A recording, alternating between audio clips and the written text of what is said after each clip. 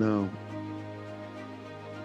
if you're struggling with self sabotage and you don't know where to start, here, right here on this podcast, we're building the community. I want to remind you, breaking self sabotage patterns takes time. You've been operating like this for years, every decade, like hours.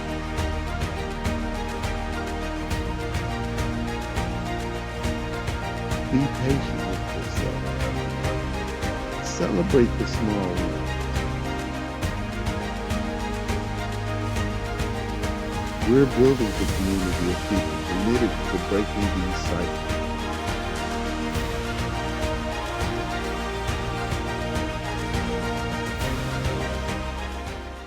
He is a psychologist. Yes. He is a hero to people who are rearing children. And I would just like to introduce this man for just a moment, if you guys could give me a second. He's a Pennsylvania State graduate. He's published scientific documents. He's worked in psychology for 40 Thank you. years. And he's a childhood trauma survivor. So you guys, I told y'all we was going to have some good information for you. And here it is in the form of Dr. David Marcus. Welcome to the show, Dr. David.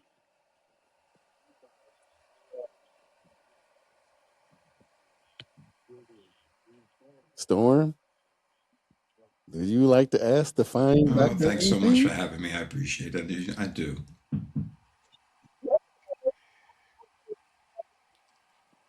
Yes. Mm, Yes. Yes. What was your childhood? What was your mm. childhood like? You know? Well, there's a saying that nobody goes into mental health work without a reason. You know what I mean?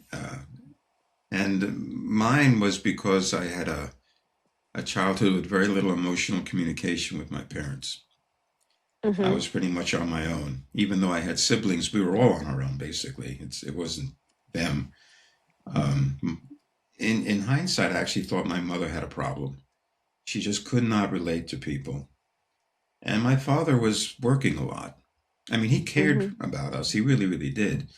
But he was gone a lot. And he had a hard time with my mother too. So he might have been gone a little more than he had to be, that kind of thing. But Yes. so I grew up, and I was a short kid, heavy kid, and not very much status. I couldn't run fast and stuff. I was smart enough, but and there was bullying involved, and I had nobody to turn to. And Wow. so you grow up, you go away to college, and you finally have to learn some social skills. You know what I mean, that type of Yes. thing. And Yes. that was a tough period. At least my freshman year was. So I took up. I was a psychology major, but what I basically did was borrow my room roommate's guitar and taught myself how to play the guitar. Oh And wow. I still do. In fact, I have a CD out of Irish music. That Oh, okay. yeah, Yes. I play the guitar, the mandolin, something called a tenor banjo, a octave mandolin, which is great big mandolin. And I play in different bands, and yeah, Oh that's my wow. therapy. That's my therapy. Wow. Yeah, music can be a therapy to many people. Yes. Mm-hmm. Yes. Mm-hmm. So it's like when did you realize that traditional parenting tools was failing Applies to families? anybody. But what Well, becomes more typically we what parent the way we became were more parented. evident to I me don't is think that's a Yes. surprise what to we took anybody. in From our but parents, what that becomes was more almost automatic. what became Mm-hmm. more evident to me Right? is what we took in From our parents, there's that was almost automatic. Mm-hmm. Sorry, go right? ahead, Alfonso. Oh, no problem. Go ahead. There's Continue. Okay. sorry, go ahead, Alfonso. Sometimes I'm getting that echo again. Okay. Oh, Well, yeah. Sorry about that. sometimes I'm getting that echo again. Can we try that again? I'm still getting it. Can we try Technical that again? difficulties, folks. I don't think it's. I'm still getting it. Sorry about that, everybody. Yes. I don't think Learning the it's. You're curves. not echoing, Michelle. Yes. I am echoing here. Good. You're You're not echoing echoing, Michelle. because I do not have noise cancellation I on. I'm am trying. echoing here.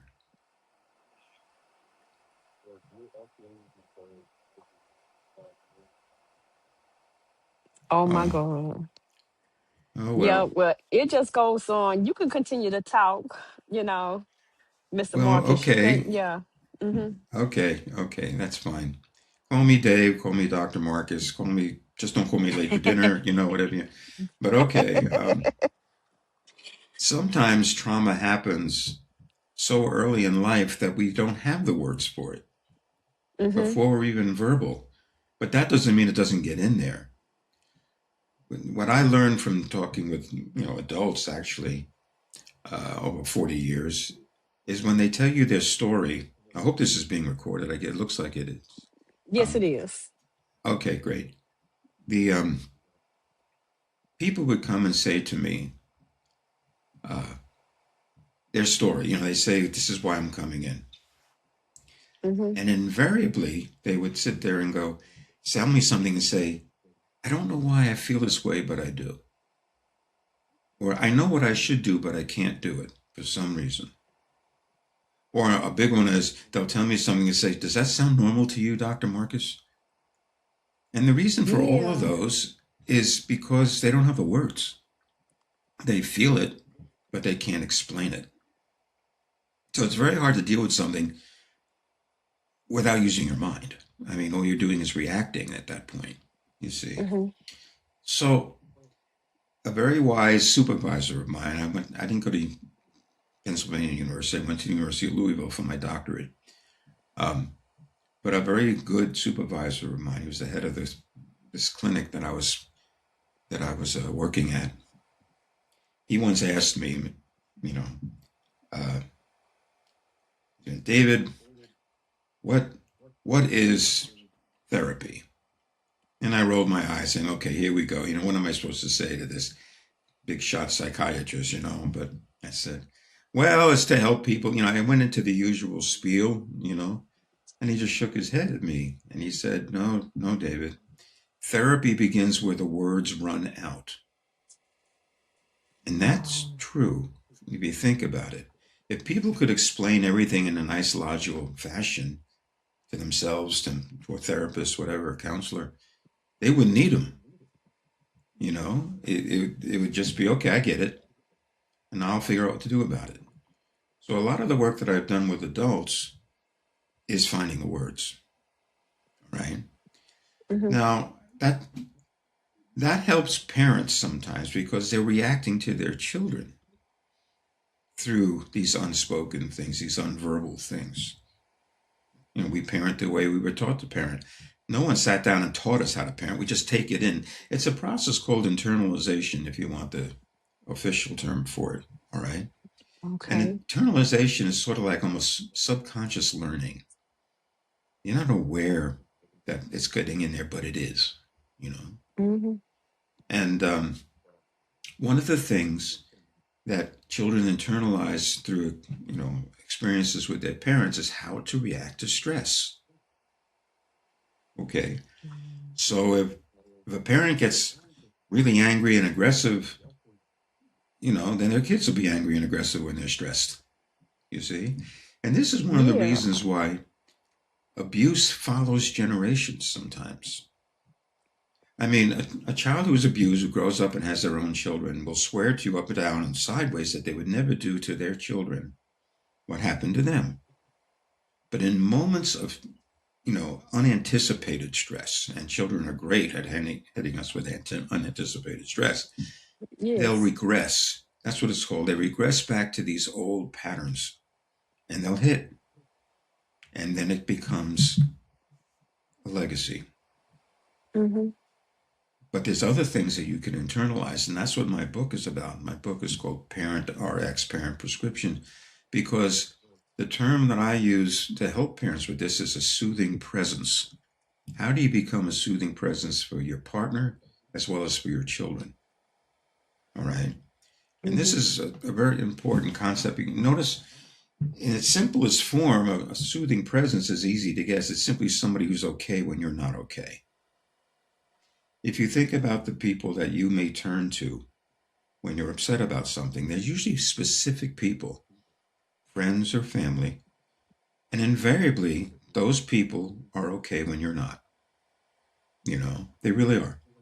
And so, uh, what we do is sort of borrow their okayness for a while. When we get it from in here where it stays, where it's intense, our intense emotions, out here in a soothing presence who's okay with it, we can kind of get what I call a safe emotional distance from it. We back away from it, and now we can look at it and maybe figure out what's going on and what to do about it.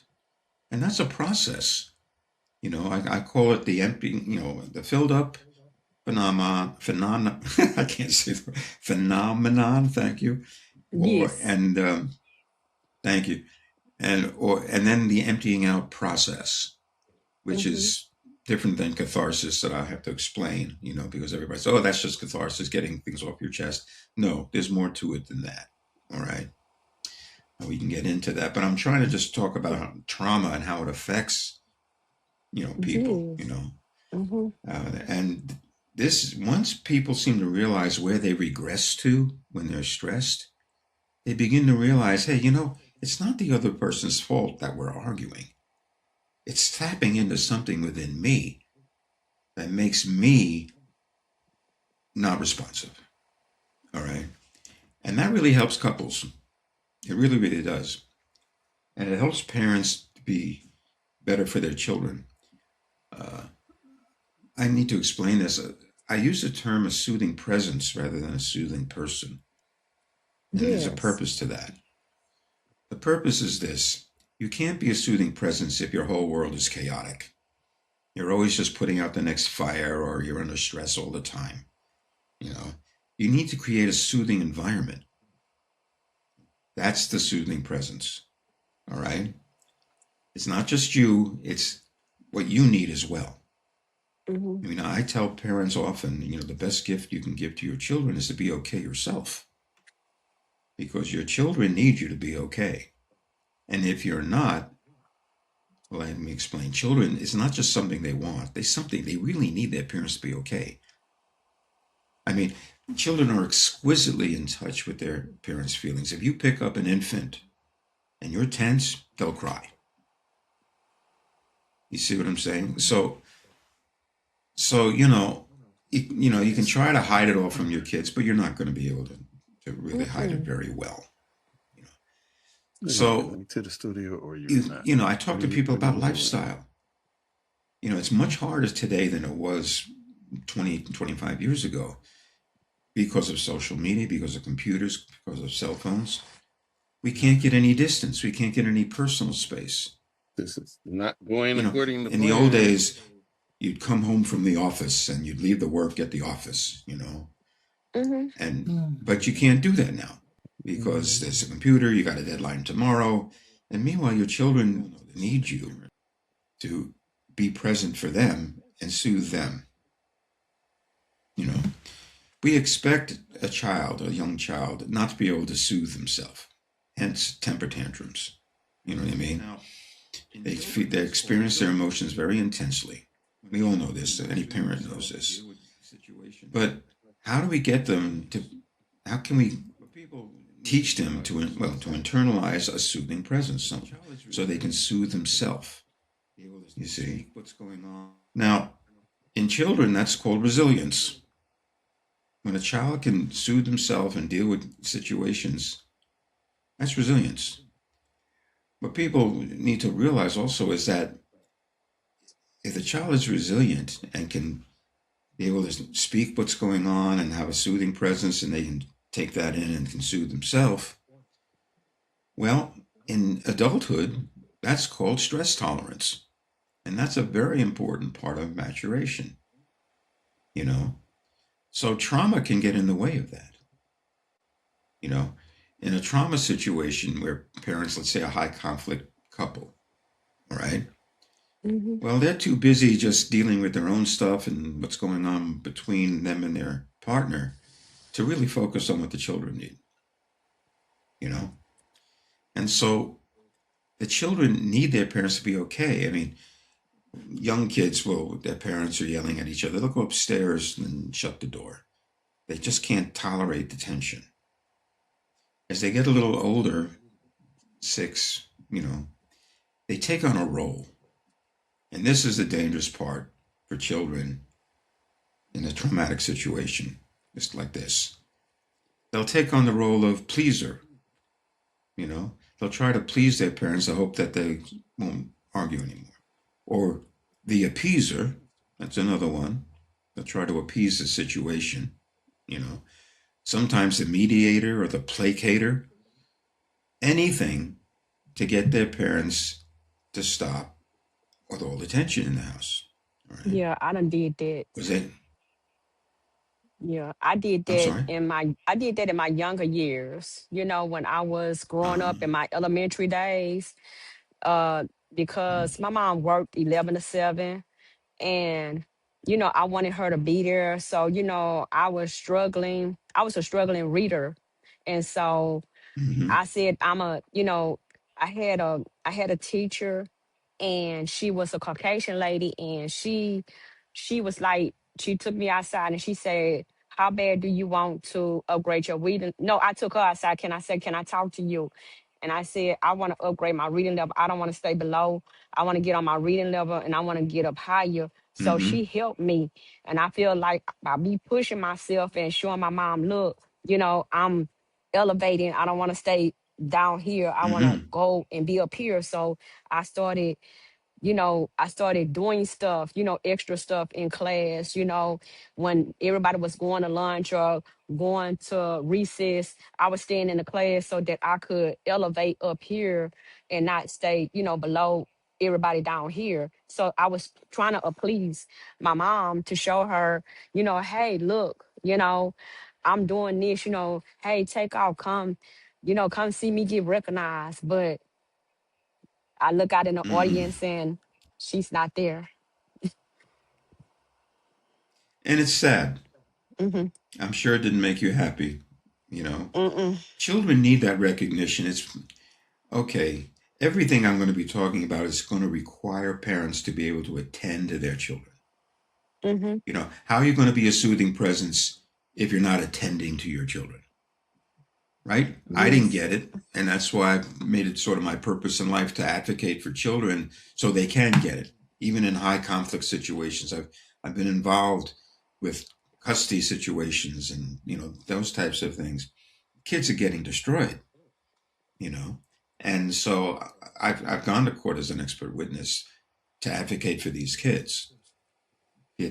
Sometimes I have to, find Aunt Emily to take them or something like, you know what I mean? Just something so Hmm. these children have a chance, you know? It's true.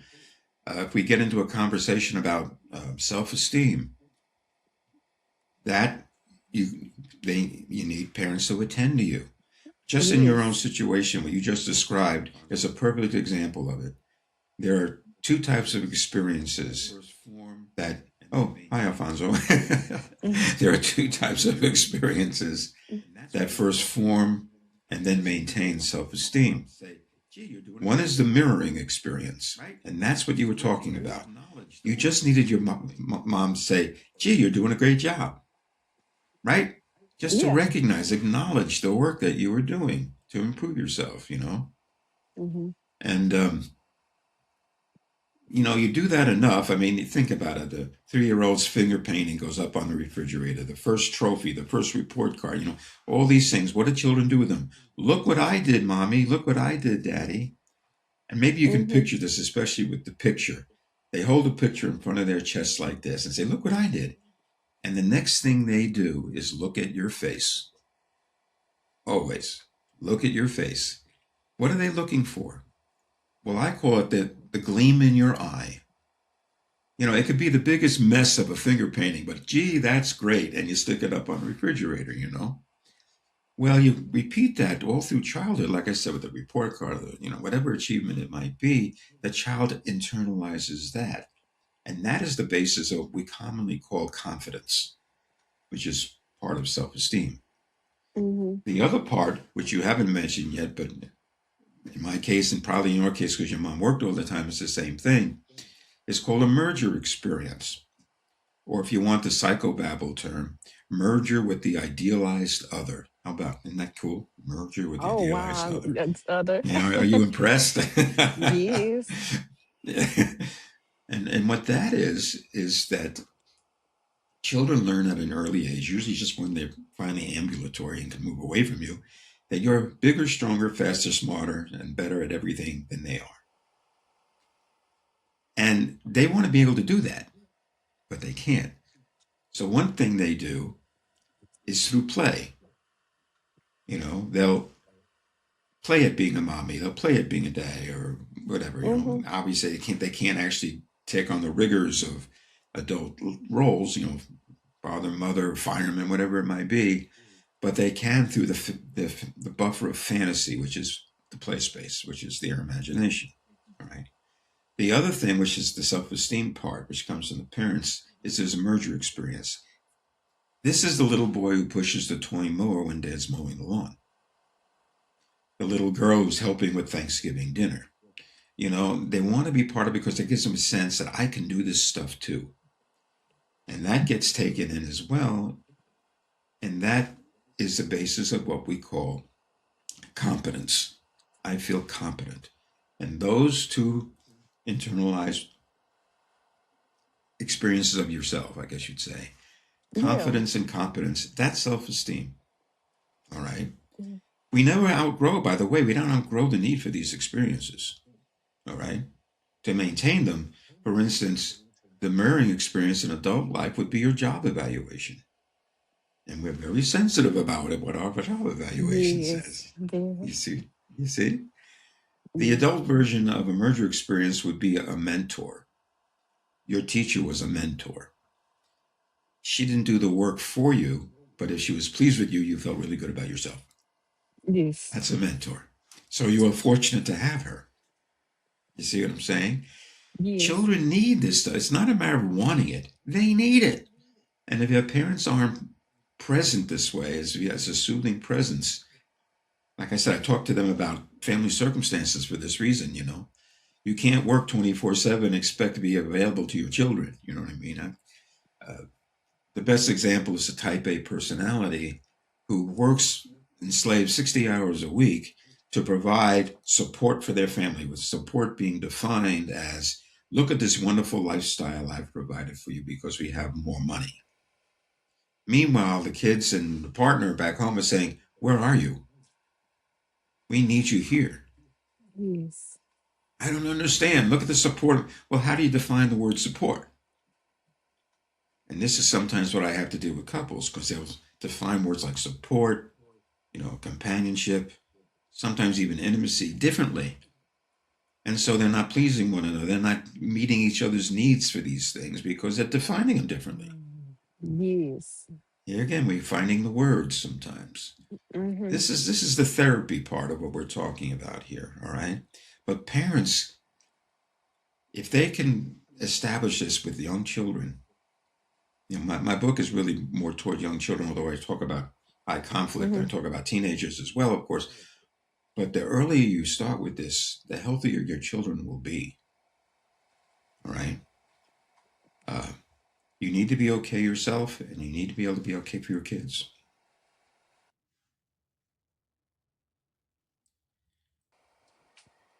Yeah. Yeah. Yeah, you have to be okay with yourself and with your children, because even I found myself doing the same, not exactly how my mom did, but I found out, like you said, Miriam, you the same thing that your parents did, you kind of like, and you want to break it. And I did break the cycle somewhat because I couldn't show up for every award ceremony, but I was trying to take off and be there, here, there, and Yeah. show that I wanted to be there. And I did try to not just be really absent, if they had a function at Good. school, be there. So my oldest daughter played the viola. So every recital Yeah. that she had, It's a beautiful I was instrument, by the way. I Go was ahead. there. Yeah, she Uh, played from the 6th grade to the 12th grade. Good for her. And so for every recital she had, me and her father was a part of that. And we was there, to represent, to show that we Hmm. cared and we was gonna be there. And when he could no longer show up, he kind of like she had a half sibling, so he sent the sibling to show up to take pictures, to Oh, record, okay. and because he was like, I'm a farmer, I'm trying to be there. But the last show, the last recital, the final shebang shabil, he showed up and he showed out. Great. Good. Hmm. Good. This is. I explain to parents. Um, I'm not sure what to call you to tell you the truth. You have a pseudonym, but what's your pseudonym again? I'm sorry. Oh, Storm. Storm, because I'm seeing your Ye- real name down there, and Alfonso yes, said you rather use the word, the name Storm. Storm. Okay, But no, you can forgive call me. if you want to. You can call me Michelle. I'm fine. Okay, Yes, so it okay, won't be so okay. confusing. Yeah, Yeah, I see your name and I'll forget Storm, and it gets that's okay. embarrassing. But That's okay, fine. No, it's fine. It's just okay. fine. Thank you, thank you. Uh huh. No, but I explain to parents. There's a big misconception here that I always have to deal with. I don't like the term attention because it Mhm. implies negative attention, excuse me. Uh, so the child, okay, this is what happens. So let me just explain it, make it simpler. Yes. What I say to parents is, look, there's a difference between something that you want and something that you need. And I use a simple example. You may want, oh, I don't know, a new van, let's say. But I don't have the money right now, so I'll save up for another few months and maybe then I'll be able to buy a new Let's van. try this away. Mhm. Something you want. Something you need is like basic needs, Michelle: air, Mhm. food, and water. Yeah. Now, what happens to these needs if they're not met? If you don't have air for 3 minutes, can you just put it off until you can afford the next breath of air? No, you'll be No. deceased, unalive. 2 days for water, 3 days for food. You see what I'm saying? Yes. No, You these needs starving the don't. body. It's not something you want. It's something you need. If you don't have Need. air for 3 minutes, that need's going to intensify to the point where all you can think about is that next breath of air or that next drink of water. You see what I'm saying? Mhm. Well, I explain this to parents because, I explain to them that emotional needs work the same way. If they're not met, they intensify. A child needs to be attended to for self esteem reasons, for developing an emotional language, for developing resilience, all the things we've already talked about. And if they don't get it, that need will increase.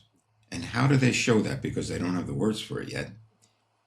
They behave, they act out, you see? And they get more visible and more visible, sometimes more obnoxious, just whatever they need to get their parents to attend to them, right? So Yes. they'll do, look, even negative responses are better than no responses, all right?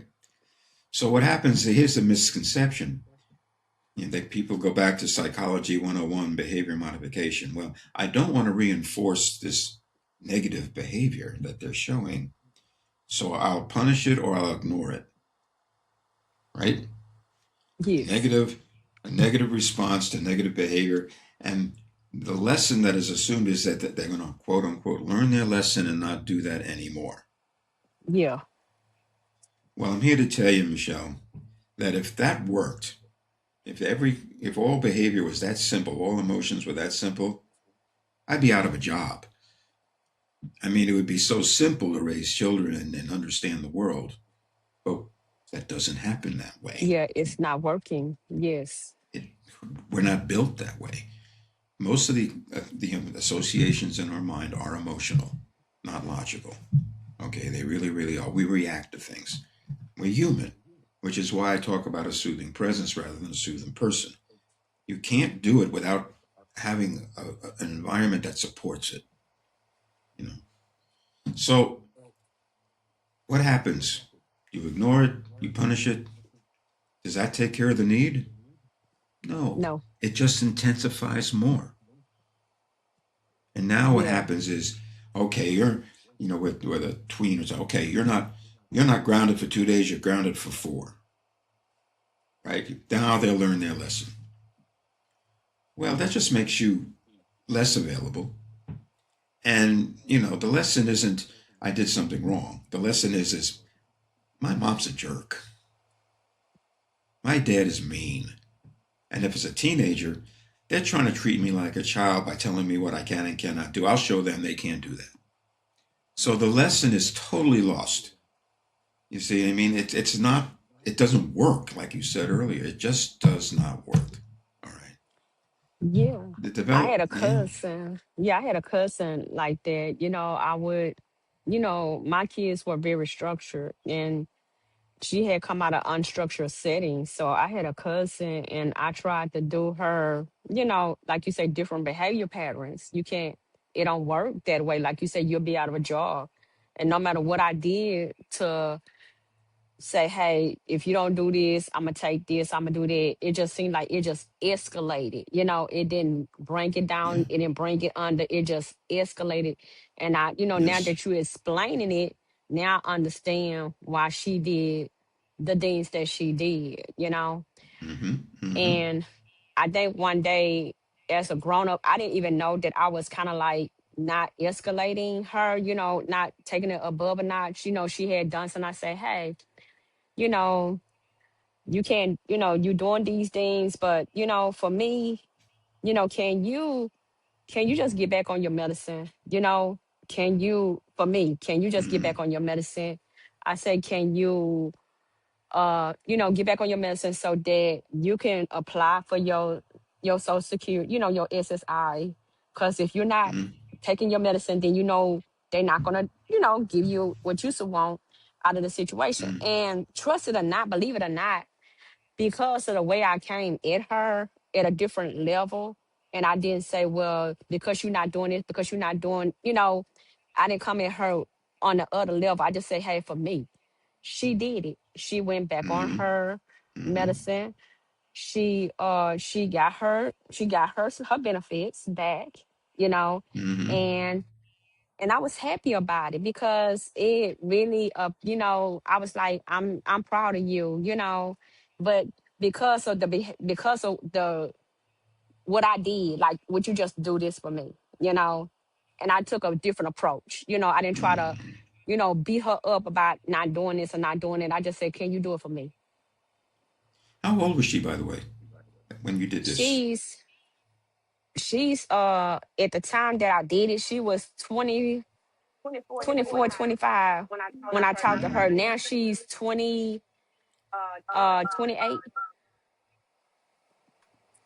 Yeah, Alfonso, yeah. Um, anyway, the reason I ask is because when children hit adolescence, we're getting that echo again, Alfonso. Um, when children hit that age, their perception of themselves changes. They are see themselves as an emerging adult, which is Hmm. true. Sometime between the ages of 12 and 19, they have to become adult, which means they have to make well-advised decisions.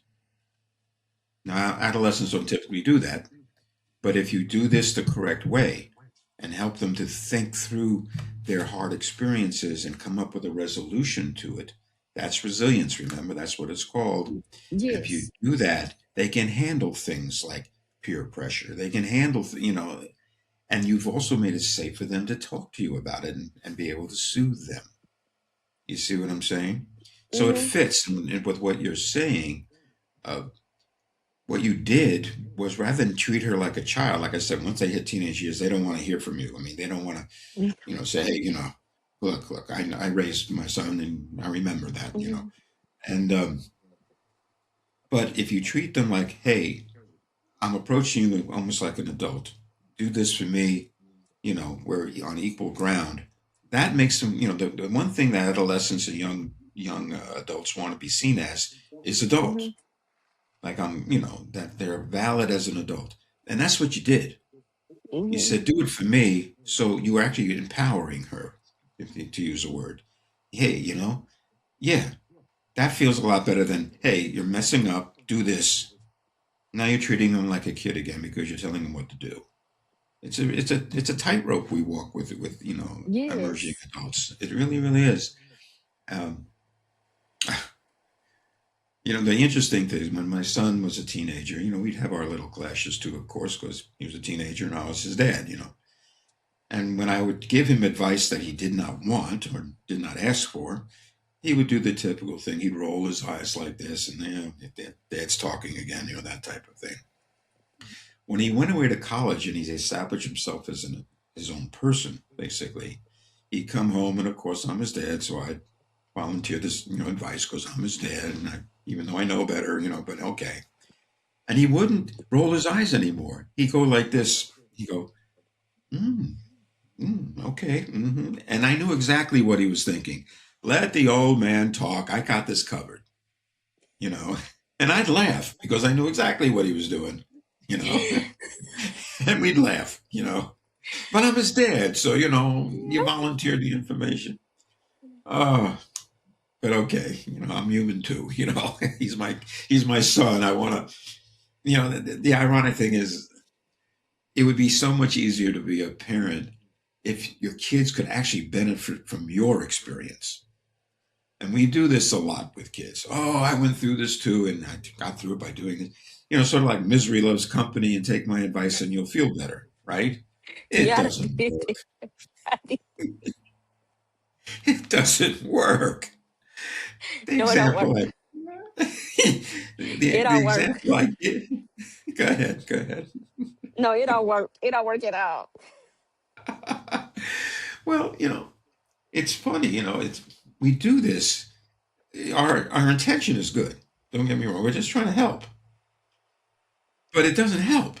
I mean, Dad tells his 15-year-old son, "Look, don't go out and drink 12 beers. I did that when I was your age, and I ended up with my head in a toilet bowl. Don't do it, right?"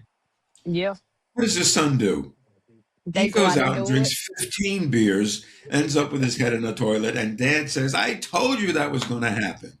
You can bet your bottom dollar that Grandpa told Dad the same thing. We learn from our own experiences. Your job as a parent with an emerging adult is to help them to learn from their experiences. Because when you learn from your own experiences and can figure out what to do next, we have a common word for that, Michelle. It's called wisdom. Your child has gained wisdom. And that's a lifelong process. We're always thinking about gaining wisdom, learning from our experiences. You've got to be a soothing presence. You've got to be someone they can talk to and talk it through, get that safe emotional distance from it so they can reason with it. You see, it fits Yes. together like this. And the earlier you start, the better it is. When people come to me when their child is 15, 16 years old, not a child anymore, by that time, oftentimes the teenager says, "I give up on my parents." And they'll turn to their friends or, you know, fortunately, children have a capacity, and it's called elasticity. Okay, and what elasticity is if I can't get my emotional needs met from one source, I can transfer it to another source, like your teacher. You know, you transfer Hmm. the. We can do that, and this is one reason why children really don't have much of a problem having two moms or two dads in a blended family. The problem comes in is when the parents don't call that woman your mom. I'm your mom. You see what I mean? Yeah. Well, the child wants to please the parent, but how do they please the parent? They can't talk to them about, hey, I had a good time with my stepmom because mom's going to get upset. And again, children need their parents to be okay. So here's a child having to keep secrets. And children are not good at keeping secrets. It makes them really uncomfortable, young children especially. And this is where I come in when I do like custody work and things like this because they're afraid to talk to either of their parents. But I have ways to I become their soothing presence for a while, and they can talk to me, and then I can talk to the parents. And if I have to, I'll talk to the court. You know what I mean? because these kids need an advocate. They need an advocate because, especially in a custody situation, side A is going to say one thing, side B is going to say the exact opposite. And what's the court supposed to do with that? They don't know. You know, they need people like myself or other counselors to really explore the situation and come up with recommendations based on reality, not just on what one side's saying and the other side is saying. So these evaluations are very exhaustive. You talk to teachers and babysitters and relatives and friends. You do some testing. You do a lot of interviewing. It's a big process, but it's a necessary process because you need it to be complete. You really need to get a grasp of the situation. So that's what I used to do, but it was stressful work to tell you the truth. And I'm old now, Michelle. I mean, I let somebody else do that, Yeah. because I did my Yes. share. I did 20 years of it. Okay, Yeah, you you do say, it now. yeah, I did it. I'm done. I did my part, and let somebody else take over now. So, Hmm. but I learned a lot from it. A lot of the stuff I'm teaching today, and what I'm talking about at least today, and what I teach in the book and people who consult with me, etc., and when the patients that I see, is about this stuff. And there's one other thing that I really should talk about because it gets in the way so much. Can I keep going? Is that okay? Yes, yes, that's fine. Yes. Okay, okay. I don't. If you Hmm. have any questions or comments, please shut me up Oh, because. you're answering the questions. Yes, you're asking them. Okay, Yes. Hmm. okay. Well, interrupt me if I'm long-winded. I enjoy doing these things, and I can go off on a tear, and I appreciate your patience with me. Yes. Okay, there's a phenomenon that I call being filled up. All right, Hmm. what do I mean by that? And here's how I explain it. We all have an emotional space within us. It's not a real Hmm. space; it's a psychological space.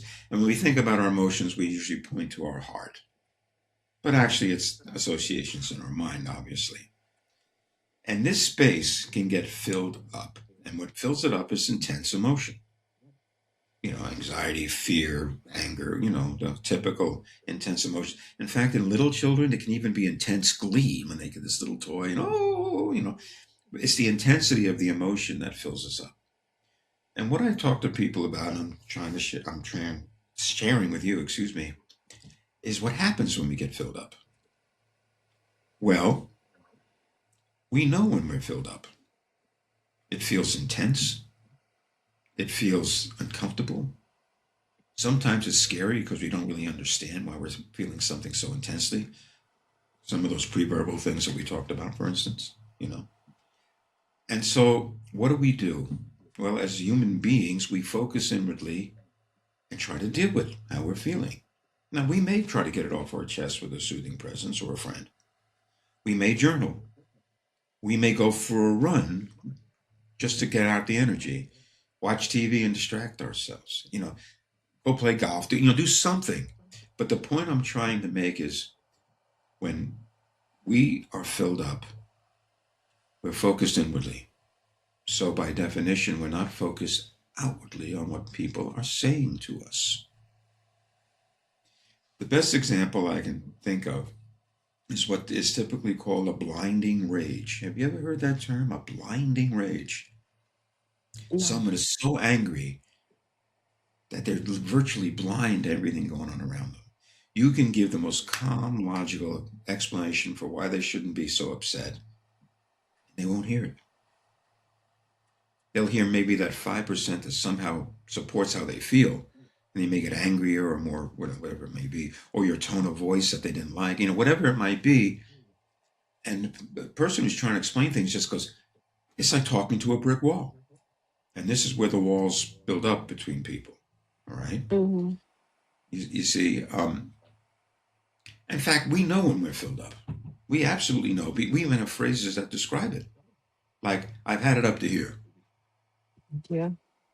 The straw that broke the camel's back. We know this is going on. How do we deal with it? You see what I mean? And until Yeah. we deal with it,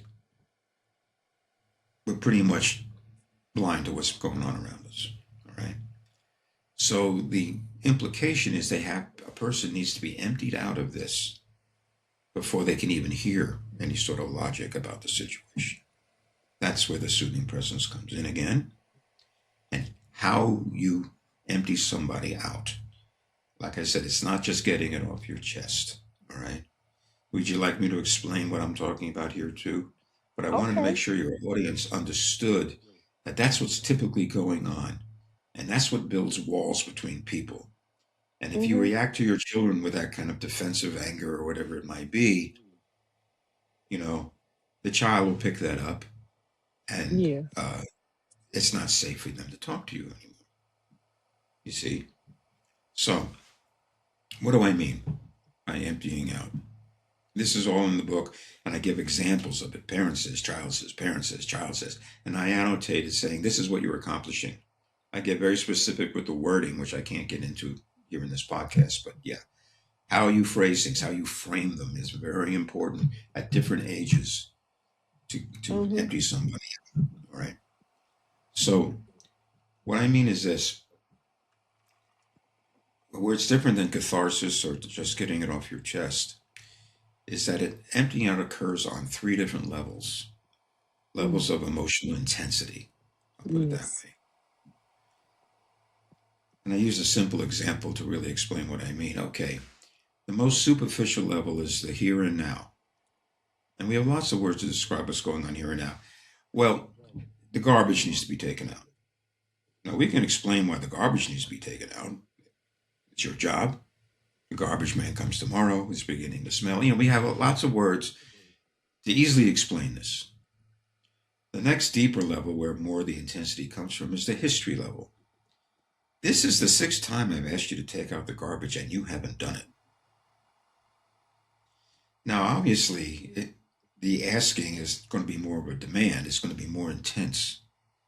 But if you were a stranger who just walked in and didn't understand the history, you might turn to that person and say, well, what are you making such a big deal about it? So they didn't take out the garbage.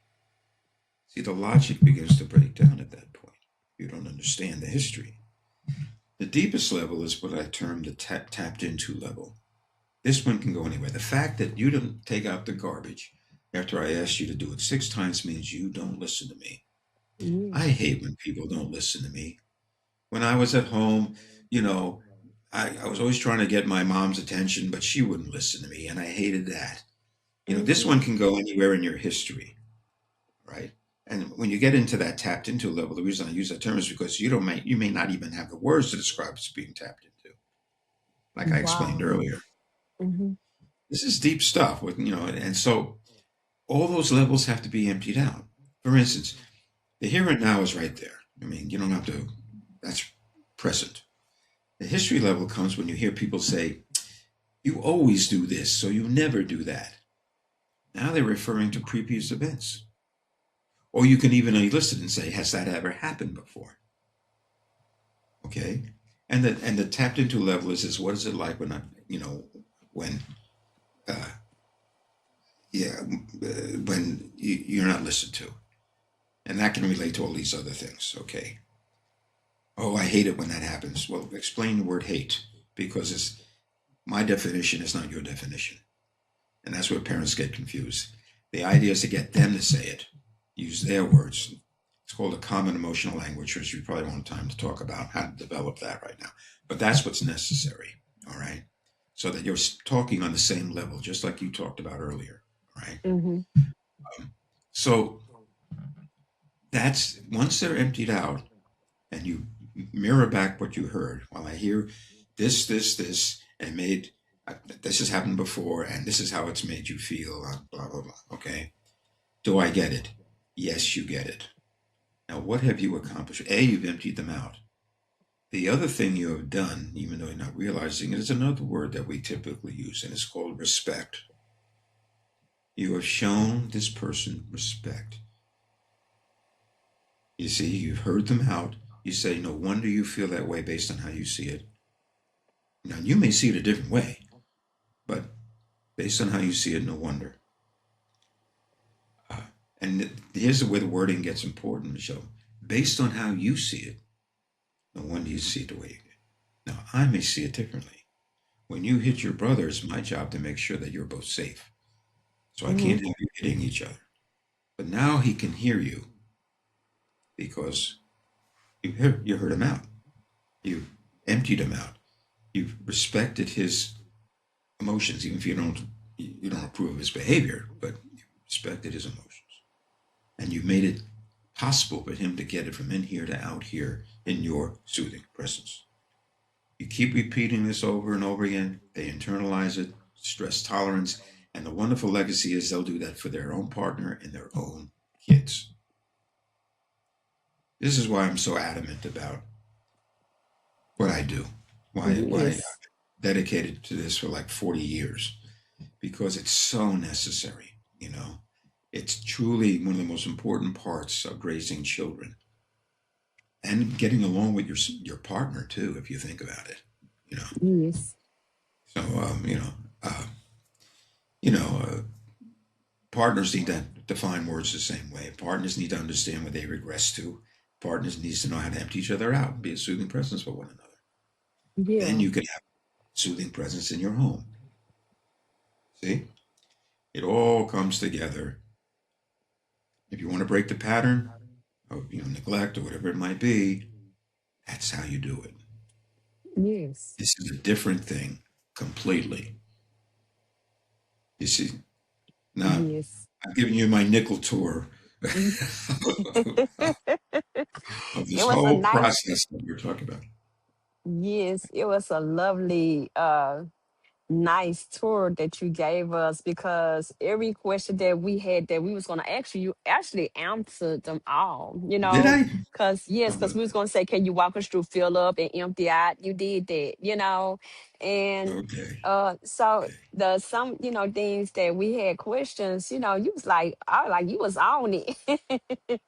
Thank So you.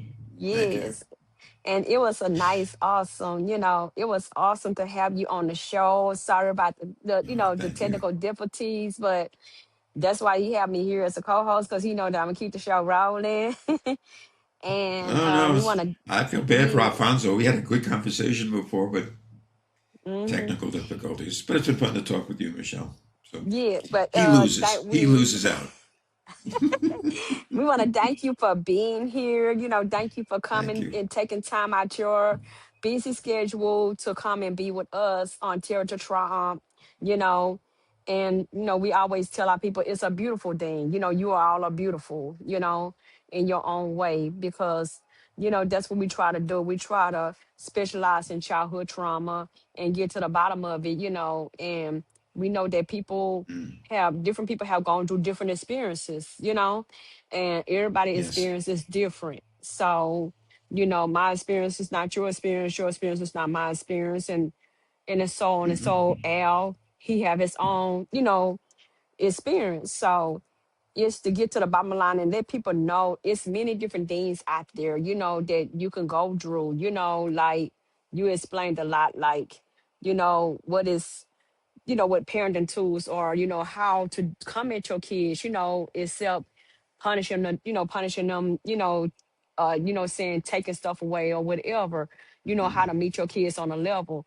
So you being on the show, it teaches parents how to come at their kids in a better way, instead of Mm, taking things away and thinking that that's the way to parent, because that's what we were taught. We got things taken away from us, or we got a mm, little pat, we got them little 3, 4 pops or whatever, we got the little whooping, mm, or, it just depends on the different parents, what they did.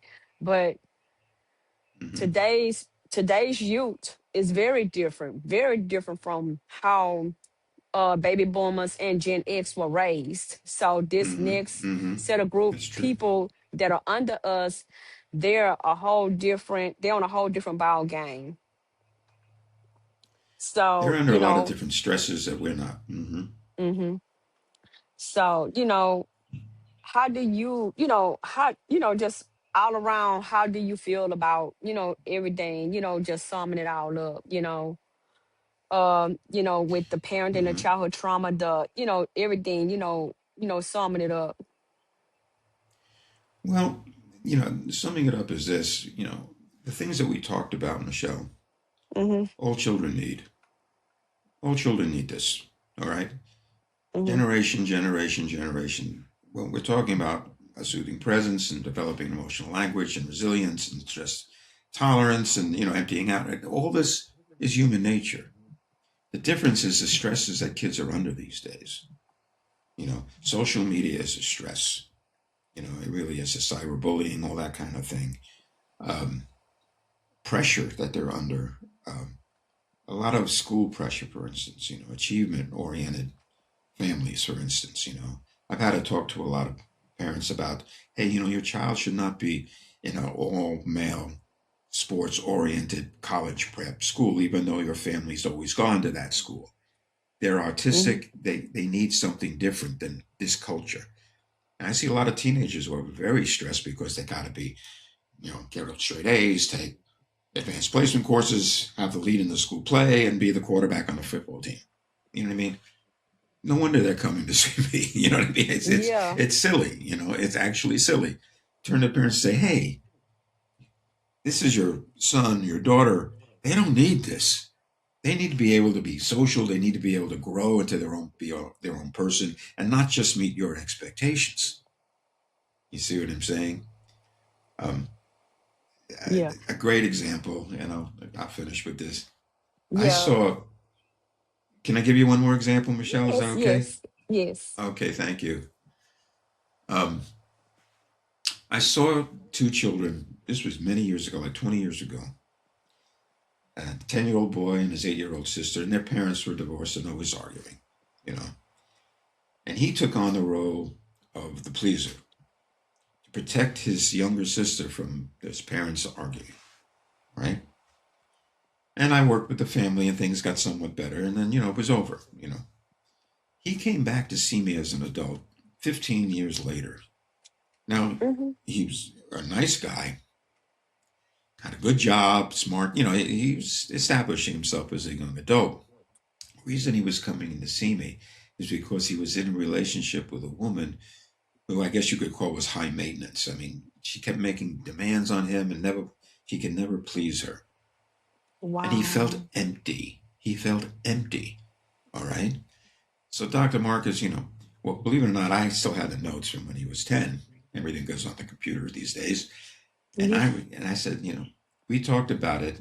And I said to him after like a couple of sessions, he told me what's going on. I said, do you realize you're playing the same role with this woman as you did with your parents? You're being the pleaser. You're trying to please them. And just like with your parents, it did not work. You see? Yes. And he went, oh my goodness, you're right. I'm doing it again. Now, he didn't realize it, but that's what he knew. But the reason he felt Wow. empty is because I call it a not me situation. He was playing a role. He couldn't develop him. Now, he was as an adult, finally, but there was this gap. There was this emptiness that he felt. Wow. You see? Once he realized this, he got out of that relationship. And I said, good, because really she sounded really hard to deal with. Found another very kind, soothing woman. Got married. They Yes. have a kid now. They have a house now. They're fine. But he didn't realize that he was repeating the same thing over again because it began when he was like 2. You know what I mean? He just never realized it. And his eyes went this big when he realized it. And I have to tell you, Michelle, Wow. you're right. No wonder Oh I feel this wow. way. See, it ties in with what we've been talking about. The earlier you start, and the book is directed a lot toward young parents for this reason. Because in what I'm talking about, and you've heard that phrase, an ounce of prevention is worth a pound of cure. Well, in what Yes. I do, an ounce of prevention is worth a ton of cure. Because, all these different things that can get in the way of helping your child to develop emotionally. So Yeah. there's a lot more. I mean, we can talk about discipline versus punishment. There's all kinds of things that we could still talk about, and especially the how tos of doing this. I'm giving a little bit of Yeah. it, but that's That's what the that's book's about. incredible. That's what it's about. Yeah. Yeah. But minus the technical difficulties, we would love to have you back on Terra to try, if you don't No, mind coming back, no, reappearing, no, no, minus the no. technical I'm difficulties. trying. I'm trying to. I'm creating a platform for the book. That's what Yes. you need to do to sell a book these days. Mm-hmm. And like your people like yourself, people are asking me back, which is very gratifying. You know, Yeah. that's why I've done so many of these things because people say, hey, that guy seems to know something. Let's have him back. That type of thing, Yes. which makes me feel good. But it's 40 years of experience. It's 40 years of saying what's really going on. You know, learning from the people that I've seen. That's what I'm talking about. Yeah, you can also, while you here, you can also tell the audience about your book again so that they can go Okay. pick up the book. Yes. Well, the book is in the process of being published. It's not out yet. Okay. Oh, The okay. book is called Parent RX, Parent Prescription. That's the main title of the book. Oh, wow. Um, isn't that a cool title? My agent thought of that, not me. Yes. But anyway, um, and but they can go to my website and see a lot of these podcasts, for instance, where I talk about this and other things. Uh, and that is www.parentrx.org. Yes. ParentRx, one word, PARENTRX.org. Or they can contact me if they want to consult with me or anything like that. And that's DS Marcus, DSMARCUS, PhD, all one word, DS Marcus, PhD, at parentrx.org. ORG. And they're Mm-hmm. welcome to give me a buzz and stuff like that if they want to know more. Um, but I appreciate you having me on, Michelle. I Yes. really do, and Yeah. thank Alfonso too. He's out there Yeah. in Yeah. in Yeah. the He's ozone he's someplace. he's oh, as a matter of fact, he's been putting up texts, telling the people, thank Oh, you. He been putting up texts in where they can okay. reach your book at, they cause soon as you said the soon as you said your website, he put it up, and you Oh, probably couldn't great. see it, but I could see it popping up and Oh, stuff. okay. So Okay, I didn't yes, know. yeah. So he's here. It's just that he's not on the screen. So yeah, he put it Okay. up, and we thank Okay, you that's for great. being a part of Terror to Trump today. And everybody, thank you for You're tuning welcome. in to listen to Dr. Marcus speak. And we'll be glad to have him as a host again, being with us on Terror to Trump. And we want to tell everybody thank you. And make sure that if you have anything, in order to pay the bills, go to www.pelsemporium .com and check out the merchandise. Everything counts except for Crystal Corner. So y'all all remember. And then Hmm. we broadcast across everything from Brush Sprout to Riverside and YouTube, Facebook, TikTok. So we are on all different platforms, um Spotify, Apple Podcasts. So we are on a lot of different sites. So tune in, and whatever site is closest to you or dear to you, you can find us. And thank you, Dr. Marcus, You're for welcome. being on Terror to Trump. And we want to say Thanks for thank you, having me. everybody.